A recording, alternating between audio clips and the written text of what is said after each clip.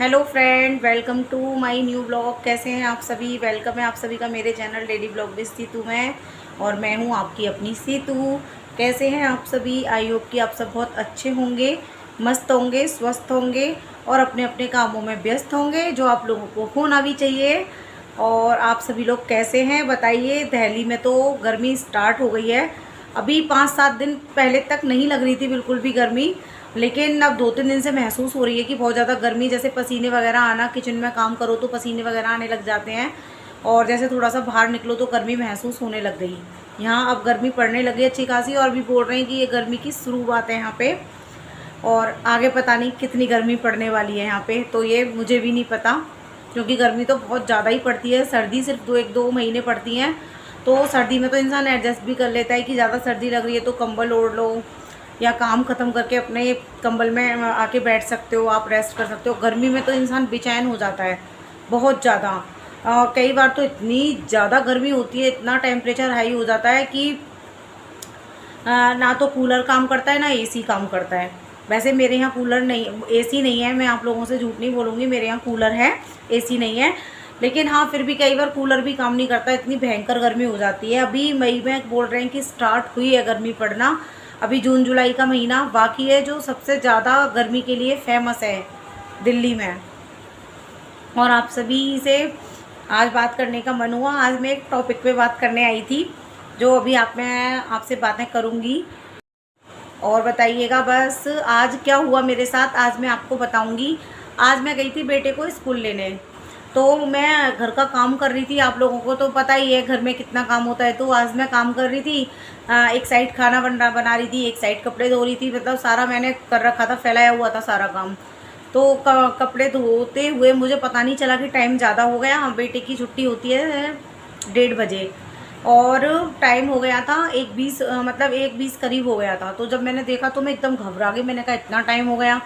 और मैंने फटाफट से, मैं कपड़े धो रही थी तो मेरे कपड़े भी गीले थे, तो मैंने सारे कपड़े चेंज किए फटाफट, और मैं जल्दी से चेंज करके बेटे को लेने निकली। अब जैसे ही मैं लेने निकली, क्योंकि घर से रोड थोड़ा सा दूर है, मतलब ज़्यादा भी दूर नहीं है, 5-7 मिनट तो लगते ही हैं पैदल चलो तो। जब मैं रिक्शे में बैठ गई तो मुझे याद आया, यार मेरे पास तो ये नहीं है आज। ये तो था मेरे पास, बट इसमें जो होनी चाहिए मनी, वो नहीं थी मेरे पास। जब मैं रिक्शे में बैठी तो मुझे याद आया, यार आज तो मैंने पर्स जैसे ही खोला, मैंने कहा इसमें तो पैसे नहीं है। और मैंने भैया से बोला, मैंने कहा भैया मैं तो पैसे लाने भूल गई हूँ।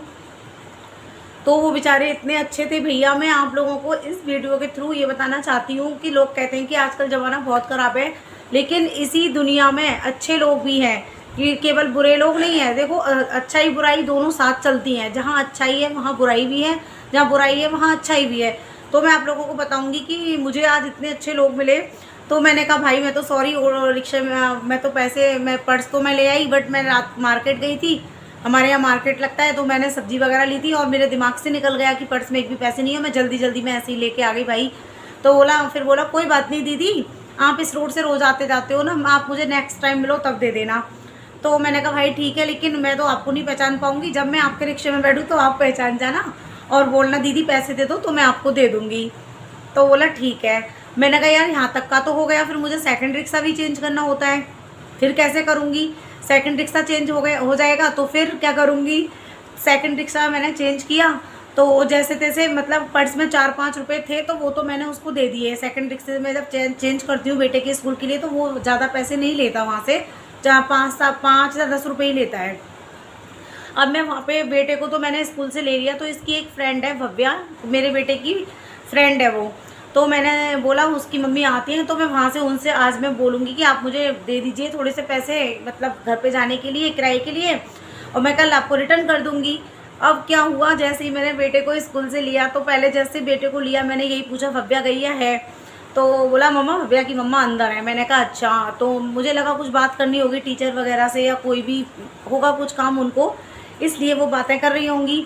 तो मैं वहीं पे खड़े होकर वेट करने लगी। अब मैंने 2 मिनट हुए, 5 मिनट हुए, 7 मिनट हुए, इतनी तेज़ धूप में कब तक वेट करूं? फिर मैं साइड में बेटे को लेके आ गई। अब मैं वहीं पे खड़े होकर बातें कर रही थी। मैंने कहा यार कैसे करूं? मैंने फिर इससे बोला कि अपनी डायरी निकाल स्कूल की, उसमें पापा का नंबर होगा, पापा को फ़ोन करते हैं कि हमारे पास पैसे नहीं है, हम स्कूल के बाहर खड़े हुए हैं, हमको लेके जाओ। तो वहीं पे एक रिक्शे वाले भैया खड़े होते हैं, बच्चों को लेने आते हैं वो, मतलब स्कूल से बच्चों को लेके घर छोड़ते हैं उनके। तो वो भैया पहले भी मुझे कई बार मिले हैं। जब मेरे हस्बैंड का एक्सीडेंट हुआ था ना, तो मैं सुबह सुबह जल्दी जल्दी छोड़ने जाती थी बेटे को, तो वो भाई मुझे बहुत बार मिलते थे और वो मुझे बिल्कुल मतलब मेरी कॉलोनी तक छोड़ते थे, घर तक मेरे। वो आज भैया मुझे मिले, वो मुझे देख रहे थे खड़े, मतलब अपने रिक्शे में उनके बच्चे आ रहे थे, छुट्टी हुई थी, तो वो देख रहे थे खड़े होके। तो मैं इससे कह रही थी पापा से, मतलब फ़ोन नंबर निकाल, मैं तो फ़ोन भी नहीं लेके आई हूँ, फ़ोन करूँगी।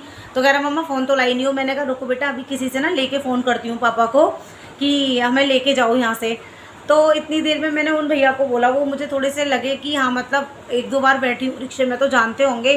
तो मैंने उन भैया से बोला कि भैया, बोला क्या हो गया? मैंने कि कुछ नहीं भैया, एक कॉल करना है, आप करा देंगे? तो बोला हाँ हाँ बिल्कुल, क्या हुआ क्या है? मैंने कहा भाई मैं आज पर्स लेके आई थी, लेकिन मैंने इसमें चेक नहीं किया, पैसे नहीं थे, तो मैं ऐसे ही बैठ गई। अब मैं वहाँ से तो आ गई, अब मुझे यहाँ से भी घर जाना है। तो कह रहा कोई नहीं, आप बैठ जाओ, तो आप बैठ जाओ और मुझे ना आप बाद में पैसे दे देना। मैंने कहा आज तो मेरा दिन अच्छा है, मैं किसकी शक्ल देख के उठी थी जो इतने अच्छे लोग मिले हैं मुझे। वरना मैंने कई बार देखा है ऐसा होता है कि रिक्शे बीच रिक्शे से उतार देते हैं लोग, पता चलता है पैसे नहीं है या पर्स खो गए या पर्स खो गया है, तो निकाल देते हैं कि मतलब भैया आप निकलो, पैदल जाओ, जो भी करो। आज मेरा दिन अच्छा था तो मुझे ऐसे लोग मिले कि दो बार मिले, दोनों बार ऐसे लोग मिले कि उन्होंने मुझे छोड़ दिया। अब भैया, उन भैया ने फिर मुझे छोड़ा। मैंने कहा भैया प्लीज़ आप मुझे जब भी मिलेंगे, आप तो स्कूल के बाद हमेशा खड़े ही रहते हैं, जब बच्चों की छुट्टी होती है तो मैं आपके पैसे ज़रूर रिटर्न करूँगी, कल ही कर दूँगी, पर या परसों संडे है उससे नेक्स्ट डे कर दूँगी, मंडे को। तो बोला अरे कोई बात नहीं, आप तो इतनी टेंशन ले रही हो, कोई बात नहीं है, इतने ही तो पैसे। मैंने कहा भैया पैसे ज़्यादा और कम नहीं होते, मायने रखता है इंसान का विश्वास। आपने मुझे आपने ये साबित किया कि आप एक अच्छे इंसान हैं, मुझे बिना पैसे के मेरे घर तक छोड़ रहे हैं आप, तो मेरा भी फ़र्ज़ बनता है कि मैं आपके पैसे रिटर्न करूं। तो इसलिए इस वीडियो के थ्रू मैं आप लोगों को ये समझाना चाहती हूँ और बताना चाहती हूँ। समझाना क्या चाहूँगी, मैं तो खुद ही अभी सीख रही हूँ। मैं तो आप लोगों को ये बताना चाहती हूँ कि आप जब भी घर से निकले तो प्लीज़ इसको ज़रूर चेक कर लें। ज़रूरी नहीं कि जैसे आज मेरी किस्मत अच्छी थी वैसे सभी की किस्मत अच्छी हो।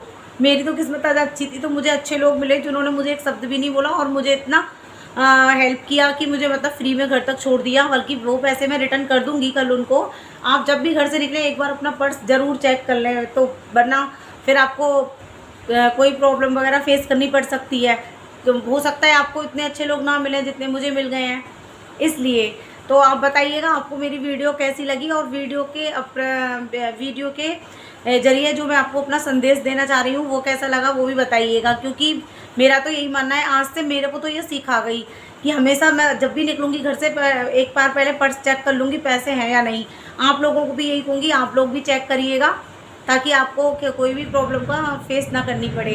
तो मिलते हैं नेक्स्ट वीडियो में, तब तक के लिए बाय बाय फ्रेंड, जय श्री राम।